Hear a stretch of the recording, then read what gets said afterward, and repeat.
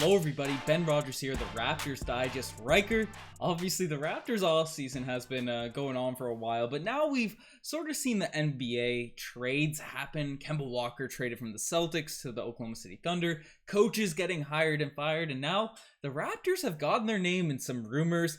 Obviously, we just had the draft lottery, which was exciting itself, but reports have come out. We got the 4th pick, that's exciting stuff, but reports have come out from Sports Illustrated. This guy, Milenio Garcia, I messed Jonas up that pronunciation there. Played the Charles Barkley, but Ishmail Wainright is expected to play in the NBA next season. The Toronto Raptors are front runners to sign him. Obviously, the stats breaks down the stats: 12 points per game, 5 rebounds, 2.5 assists for French team Jeep Elite, SIG Strasbourg. Riker, this guy has a very interesting story, and he'll have a very interesting fit with this Toronto Raptors team if he is inevitably signed. But we're bringing in a former NFL player, Riker. Former NFL player. The extent of his tenure in the NFL is under speculation here. Yep. It seemed like he had himself a tryout with the Buffalo He got a Bills contract in 2018. He got it, and you can't take that away from him, Ben. You can't take that away from him. 6'5", power forward, 250 pounds. There's 6'11" centers in the NBA that don't even get close to 250 pounds. So it's an interesting build, an interesting player type. You know, we thought we were going a bit small with Freddie Gillespie at 6'8" center. Now this guy is another step down, and he's never going to really score for you in the modern NBA. He never averaged more than, I think, 6 points per game when he played on Baylor. But clearly, if he was an NFL tight end, he's a power forward at his size, he must be a defensive beast. And we were checking out his highlights over in the French League and some of his college highlights. He definitely is that, Ben. Yeah, and he played in the NBA Africa League. We got this, a couple highlights kind of going on in the background we're going here. Hopefully we don't get copyrighted, but I got the distortion and all that going. We're trying it out, but react, what's happening? Right, there's shoot a free throw right now. Exciting stuff, but if that makes the highlight reel, that's tough. No, this game he had 36 points. He played in the NBA Africa League as well. This is what this game specifically is from. Definitely check out his highlights because it was Team Uganda, wasn't it? Yeah, I believe so. So he's come out and obviously a big man, defensive presence, gets rebounds for the wing position. Obviously small forward, power forward if he's that height, but with that size, he can be grinded down the boards. That's not the question marks with him. To really make an impact and potentially get a full-time position on this Toronto Raptors roster, maybe crack the rotation, Riker, he'll have to be a guy that can score, that can be not a just complete liability on the offensive end. And one interesting thing that has grown from his college career is his shooting ability. And Ishmail Wainright, he's a guy, he can knock down a 3 or 2, shot 4 attempts per game in the EuroLeague, and shot 33%, 32% right there, and was really shown out specifically from beyond the arc in the NBA Africa League. So, Riker, obviously you see a guy like this, that size, that strength, but if he can get his touch going, which, you know, from these highlights, it's looking like it's there. He's a solid decision maker, and if that 3-point shot is going in, especially if it's, you know, if he creeps it up into the high 30s, 37, 38, gets it up from 33, which is definitely a reasonable jump, that could be a really interesting diamond in the rough for the Toronto Raptors. Now, here's the thing. Don't give him a lot of credit on his shooting abilities in the Africa League. If you were interested to watch Jermaine Cole play to ball out those 3 games over in the Africa League, as your father pointed out, it was terrible, horrendous basketball, all athleticism, no skill. You know, we see players transition from time to time over from the EuroLeague that still have some impact in the NBA. I don't have some great examples off the top of my head. Obviously, we poached Matt Thomas from Barcelona, so there's some guys that come over. But here's the thing, Ben. NBA is a skill-first league. Skill first. And it really doesn't benefit well the players that are just athletic or, you know, just able to do one thing out there on the court.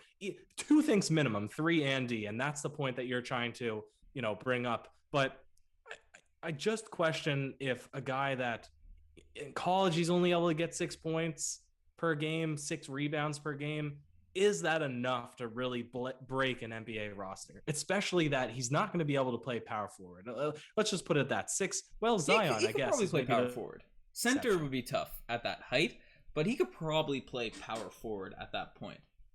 But here's the thing. In the modern NBA, power forwards are also skilled like small forwards and even shooting guards at time to time, right? Like the modern NBA power forward is 6'8" and can shoot the 3 really well and is pretty quick. Yeah, but if he is that size and that one, ability is the defense, the rebounding, the grit, the toughness, if he can also prove to be a 3-point shooter, which it seems like he's not horrific at right now. Obviously, the EuroLeague, it's a little bit different. Matt Thomas, 99% over there, and then 18% with the Toronto Raptors in his second season. But if he can come over and be a 33% guy, or 35% with that level of defense, that's definitely a spot guy. We saw, obviously, DeAndre Bembry. He came in with solid skill level or improved 3-point shooting, but it wasn't at the level you really expected at. Wasn't at the high 40s, I believe. I don't have his stats in front of me, but he had the level of ball handling, creativity. Those are the guys Ishmael will have to really compete with, right? He's definitely a better shooter than Rondae Hollis-Jefferson and could potentially be that spark plug that he certainly was for this team, right? Stanley Johnson, who knows if we'll bring him back or not. I believe he's a free agent this summer as well, right? Who? Stanley Johnson? Stanley. Oh, yeah, and we're cutting him hard. Get out of town, mister. I don't want to see him ever in a Toronto Raptors uniform ever again. Stanley Johnson had some good moments. I still am holding out hope he'll grow. I don't mind him at the end of the bench, but I digress. Those are the types of players he'd have to compete out for a spot. Maybe he develops. He's 26 years old, so obviously he's an older guy, but the Toronto Raptors have been known to bring in older, inexperienced players and see them grow. Chris Boucher is a prime example of all that. So if he can come in and prove to be a 3-point shooter, hopefully it's not just zoomed in on something random. He's got working a little post move right there, some passing. From the highlights I've seen, actually, he looks to be a decent passer as well. If he can have that touch, that feel for the game, bring in that athleticism, grit, and toughness with a 3-point shot, Ryker, I think he makes this team. I think he makes this team and potentially gets at the deep end of the rotation.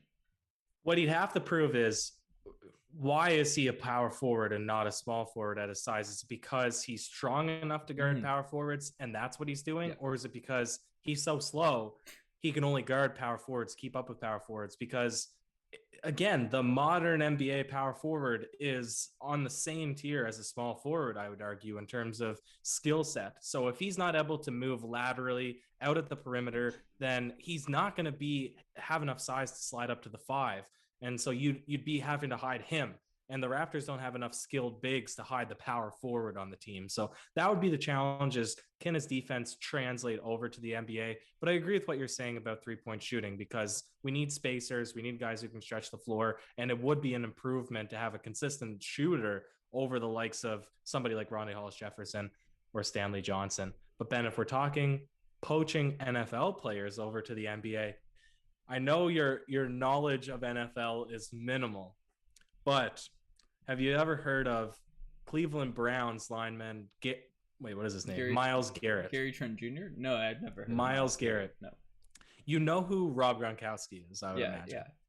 Yeah, he's just very mean. He's a big personality. Myles Garrett, so you just picture Rob Gronkowski's size, but much bigger. So Myles Garrett's 6'4", 275 pounds, that's a guy that can play power forward. Yeah, 42-inch vertical. You do yourself a favor after this podcast and watch Myles Garrett playing basketball, because he actually looks like two humans put together into one, but then he's playing scrim and just dunking all over people. Like, he should not be able to elevate. That's what I'm hoping we can get from Ishmail Wainright, but maybe that's a lot to ask for. Hey, if he comes into these games, he could be... What position do you think he played in the NFL for that signing? These are the Buffalo Bills. Jack Armstrong would be absolutely elated to get a Buffalo Bill on the Toronto Raptor. True. And another Baylor Bear, right? We mentioned Freddie Gillespie at the beginning. This would be sort of his counterpart. Maybe they played together, actually. Probably similar timeline. Maybe, because how many years did Gillespie play? He must have played 2 or 3. I'd imagine. Or all 4, maybe. Yeah. No, so we broke them down before. We probably, Whatever. We're really stretching with these types of videos. We're going to cover the backstory of guys that played over in France. But hey, former NFL player, you can't take that away from him. For sure. And before we sign it off, Riker, just to quickly run through some names on the Raptors, do you think there's any chance he makes the roster over Yuta Watanabe? No. Freddie Gillespie? Yes. Yes? Not that he will, that he has potential. Potential to? Stanley Johnson, which I guess we already brought up. DeAndre Bembry. Yep. Pascal Siakam. Yes. If not already a foregone conclusion. That's tough. No, Pascal will come back nice. And we made that Ben Simmons video. We do not want to trade Pascal for Ben Simmons.